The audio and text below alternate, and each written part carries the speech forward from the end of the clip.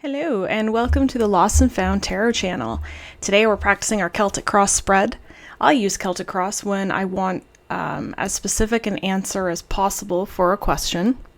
For this question, I'm going to pull it from my homemade practice deck. What I do is I write out the questions I've received in the past on little pieces of cardstock, and then when I want to practice, I pull out a question at random and read on that. The Celtic Cross is a 10-card spread with a distinct arrangement. Some readers use significator cards as the anchor for card position 1, but I don't. We start with 2 cards in the center, add 4 cards around those 2 center cards, then build an arm over on the right side. The order I lay cards may not be the order you do it. That's totally fine, and both of us are right as long as we do it consistently. If you don't use Celtic Cross because it seems too restrictive or intimidating, I'm going to show you how to make some small modifications to the card positions to help you get the clearest answer. We can't make too many changes with the card positions though, because then it wouldn't be the Celtic Cross anymore, but we do have a little flexibility. Before I do a spread, I write it all out so that I have every card position mapped. This is just what works best for me. I'll start by taking my blank Celtic Cross template and writing out the question I need answered. If it involves specific people, I'll add those names as well. Then I assign the card positions. Card position 1 will be the present situation, and the second card will be the crossing element. These 2 cards will be read as a team. Card 3 comes from the bottom of the deck and represents what is unknown to the querent or client, or what is being withheld for whatever reason. Card position 4 represents the recent past, and I specify 2 months. Card position 5 should describe the querent's expectation of the situation. This is a great spot for modification because its role is to verify the situation. And when you talk to your client about what happens in cards 1, 2, 4, and 5, that should mean something to them because those cards should be telling us what happened and what the querent has thought about it. If none of those cards make sense to them, pick up the spread and redo it, or just try again another time. And the thing is, sometimes tarot doesn't actually want to answer the question at hand for reasons that are beyond you. So if the cards are not coming out to verify the situation, that might be why. Card position 6 is the near future. Again, I work with a 2-month time frame. The more specific we can make our questions, the better an answer we can give our clients. So that concludes the cross itself. Let's go over to the arm of the spread. I don't have enough table space, so my arm overlaps itself a little bit, but the essence is the same. Card position 7 generally represents the current attitude of the protagonist. Notice how this differs from card position 5. Since this reading is about someone else, we have the querent, so the person who's asking you to read, and then we have the protagonist, and they're the subject of the spread. Card position 8 will describe external influences. In my books, sometimes it's referenced as environment, when that's not wrong, but I think the card position description is a bit too vague. And the insights that come in can be frustrating because you're not exactly sure what it's supposed to mean. So I make mine as specific as possible without being too restrictive. Card position 9 for the spread will be the innermost emotions of the protagonist. So if the person who is our client is asking about they have hopes, fears, and any feelings relevant to a situation, that'll come out here. And finally, card position 10 is our outcome card, and I usually put a time on this of 6 months. So for the situation and crossing card, we have the Death reversed and the 3 of Pentacles. We can already tell that this is a good cast because we have the 3 of Pentacles showing us a workplace. Death reversed as a situation means a return, so either the querent came back to work, came back to a particular shift or department, or the subject of the spread, the manager, came back. Death reverse can show us all kinds of things, but in this position, it's showing us a return. Card position 3 is at the bottom, and in my modification of the spread, it's supposed to show us any missing information. It's a what don't I know card. I take this card from the bottom of the deck, but you pull it from wherever you want as long as you're consistent and you do it the same way every time. What the querent doesn't know or has not said is represented by the 10 of Cups reversed. Now we could say right away that the querent doesn't know about a family situation the manager's experiencing, or that it's an issue for the querent and the querent didn't say it, but it's not that simple, I think. We have only 10 cards here, 3 of them are cups, and death is a water card, so we have 4 out of 10 water cards. If we break a spread down to its bare elements, and this is a great trick, if you ever get stuck on a reading, take a deep breath, look at every card, and think about its element. That will help guide you back to your path. If you get the blank situation where you're reading in front of a client and you suddenly can't think of anything, step as far back as possible, look at just the elements, and that will help bring you back to center. So if we break it down to its bare elements here, we can see that whatever the solution to this issue is, it hinges on memory, intuition, and gut feelings.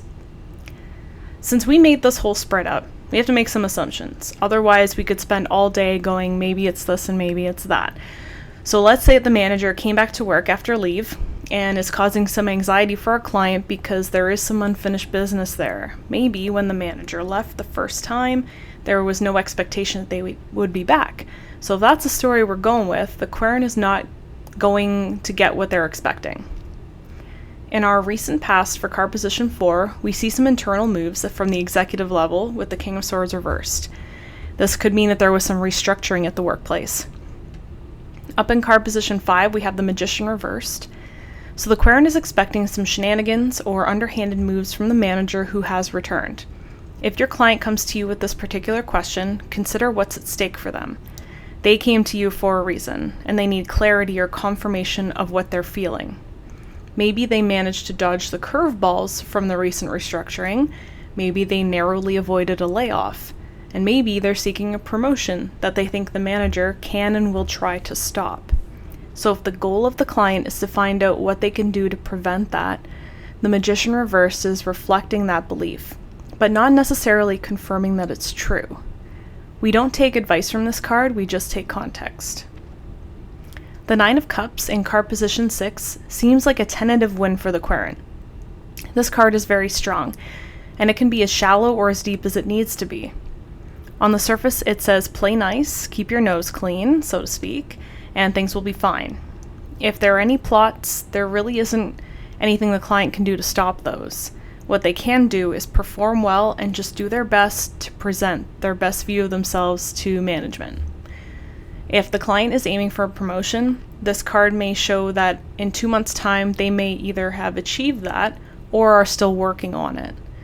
The question wasn't if they were getting promoted, though. It was how they can resolve the issue with the manager.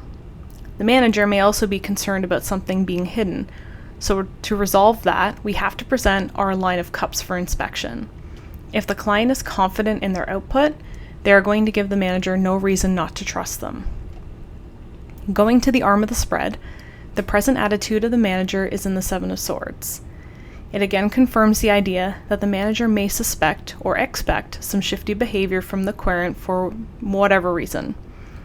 Maybe the history they have together had something to do with secrets being kept or circumventing a policy, but whatever it was comes down to some worn down trust. We blend this card with card position 3 as well as card position 9 to get a more full sense of what that person's thinking. With the Six of Cups reversed and the Ten of Cups reversed, we have some interference by a third party to the situation. Perhaps there was something in that past that they were having a hard time getting over. It might be good to try to clear the air if that's the case, because the manager will resent having to second guess every interaction they have with them. The Six of Wands in card position 8 looks really good usually, but among these cards I think it's talking about how others feel about another person's success. While the figure on the horse is victorious, we don't know much about the other figures on the card. If they're coworkers, are they envious of the person sitting above them? They might think, like, this might be a competitive workplace, but not like the Five of Wands kind of competitive. This one has a winner-takes-all feel, but thankfully not as brutal as the Five of Swords in that sense, like if that card had been here. So this one must be showing us a place where chasing prestige and status is a thing. If we dig into the innermost emotion of the manager, in card position 9, where the Six of Cups reversed is, we see that all they want, well, what they might want is a fresh start. If there was some bad blood in the past, they may have a feeling that it won't serve them to hang on to it. This card blends with card position 5, which might mean that they're tired of playing games. Without context, it's hard to say, but maybe they've undergone a personal shift and might have changed a bit. With all these cards around that imply cunning and lies, the solution could be as simple as being open and honest and trying to let the past stay there. In the outcome card, we see the Four of Pentacles, and this is a pretty loaded card. The Suit of Pentacles can be very elusive because they look simple and straightforward, but they can actually be very deep.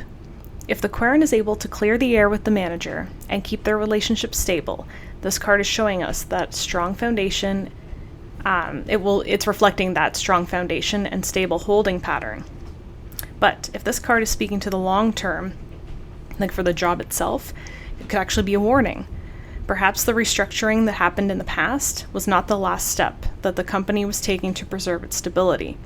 It might be wise for the Querent to assess their financial position and shore up their reserves a bit in case that promotion doesn't happen, or just in case in the long term, the future at the company might be at risk at any point. And I'm not saying that's the case, and you don't want to scare a client by saying, hey, you might lose your job.